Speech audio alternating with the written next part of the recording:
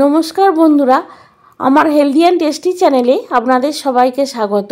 আশা করি আপনারা খুব ভালো আছেন, আমিও খুব ভালো আছি। আজকে আমি আপনাদের করে দেখাবো বড়ি আলু পোস্ত। পোস্ত তো আপনারা অনেক রকমভাবেই বাইনে খেয়েছেন, এইভাবে বাড়িতে একবার অবশ্যই বাইনে দেখুন। আশা করি আপনাদের খুব ভালো লাগবে এই বড়ি আলু পোস্তটি।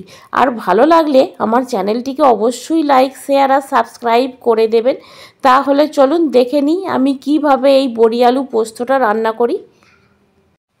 আজকে আমি আপনাদের করে দেখাবো বড়ি আলু পোস্ত। এটা নিরামিষের দিনে খেতে খুবই ভালো হয়, সেই জন্য আমি এরম পরিমাণ মতন বড়ি নিয়ে নিয়েছি। আর এখানে আমি পরিমাণ মতন আলু কেটে নিয়েছি। আমি আলুগুলো এইভাবে কেটে নিয়েছি। এরপর আমি একটা মিক্সিং বোল নিয়ে নেব। মিক্সিং বোল নিয়ে ওর মধ্যে আমি দিয়ে দেবো পরিমাণ মতন পোস্ত।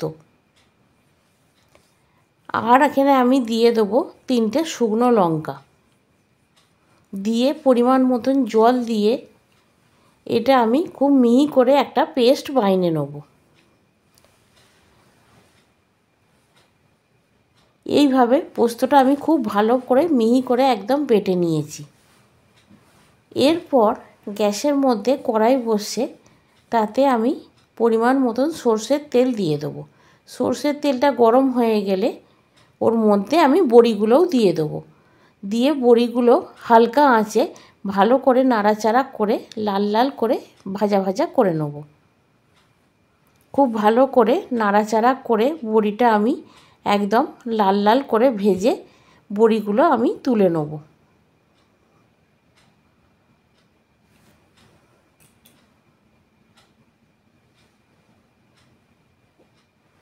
এরপর ওই একই তেলের মধ্যে আমি দিয়ে দেবো অল্প পরিমাণ কালো জিরে আর 2টো কাঁচা লঙ্কা চিড়ে দিয়ে দেবো।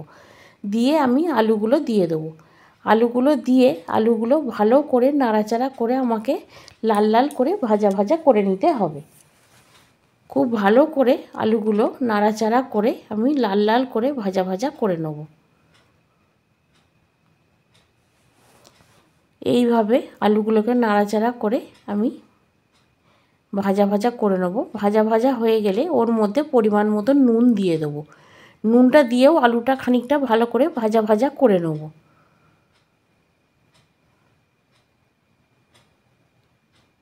এইভাবে নাড়াচাড়া করে আলুগুলো যখন একটু লাল লাল হয়ে আসবে ওতে আমি দিয়ে দেবো অল্প পরিমাণ জল। জলটা দিয়ে আলুটা নাড়াচাড়া করে ওর মধ্যে আমি দিয়ে দেবো ভেজে রাখা বড়িগুলো। দিয়ে এটা আমি 2 মিনিটের জন্য চাপা দিয়ে দেবো। 2 মিনিট পর চাপা খুলে আমি দেখে নেব যে আলুগুলো ভালো করে সেদ্ধ হয়ে গেছে কিনা। আলু আর বড়ি দুটোই ভালো করে সেদ্ধ হয়ে গেলে এতে আমি এবার দিয়ে দেবো বেটে রাখা পোস্তটা।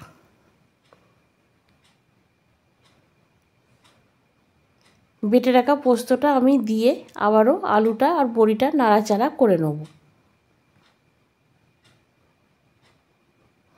খুব ভালোভাবে নাড়াচাড়া করে ওর মধ্যে নামাবার আগে আমি অল্প একটু চিনি দিয়ে দেবো। চিনিটা দিলে পোস্তর টেস্টটা খুব সুন্দর হয়। একটু চিনি দিয়ে নাড়াচাড়া করে এরপর আমি দিয়ে দেবো